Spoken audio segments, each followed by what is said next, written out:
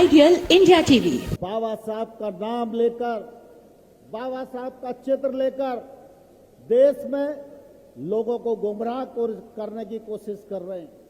ये समय राष्ट्रीय और अराष्ट्रीय भावना से ओतप्रोत लोग, उनके बीच का संघर्ष है। हमको देश को आगे बढ़ाना है तो इस संघर्ष को समझना होगा, बाबा साहब को पढ़ना होगा, बाबा साहब का भारतीय विचार जानना होगा और बाबा साहब इस देश को किस रास्ते पर ले जाना चाहते हैं यह जानने की कोशिश हमें करनी पड़ेगी।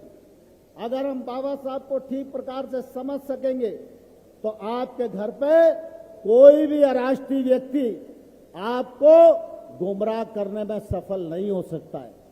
इसलिए आज जरूरत इस बात की है कि बाबा साहब ने जो रास्ता दिखाया है, हम सब संकल्पबद्ध होकर बाबा साहब के दिखाए हुए मार्ग पर चलें, अपने जीवन को भी सार्थक करें, भारत माता को भी परम वैभव शिखर पर पहुंचाने में अपना एक सकारात्मक योगदान इस समय हम कर सकें।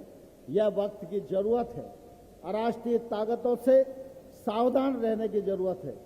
आज मुझे प्रसन्नता है कि हम सबके मध्य हमारे मुख्यमंत्री माननीय शिवराज सिंह जी मौजूद हैं। आज उन्होंने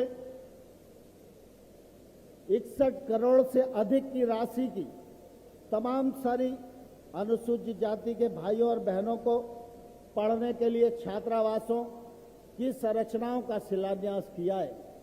और जब वो यहाँ बोलने वाले हैं तो आप सब इस बात को भली भांति जानते हैं कि शिवराज जी जब किसी धरती पर जाते हैं तो निश्चित रूप से कोई ना कोई सौगात देकर ही आते हैं।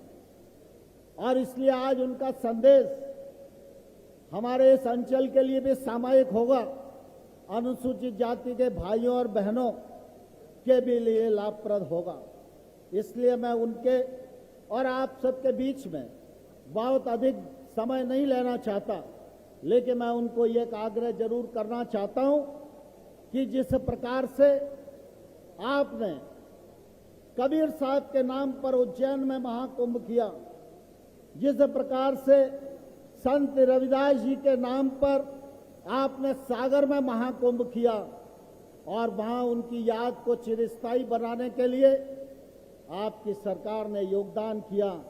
बाबा साहब अंबेडकर के जीवन से हमारे अंचल के लोग भी प्रेरणा ले सकें, ऐसा संस्थान ग्वालियर चंबल की धरा पर बने, यह अनुरोध इस मौके पर आपसे करना चाहता हूं। मैं इस अवसर पर आप सबको बहुत धन्यवाद देता हूं।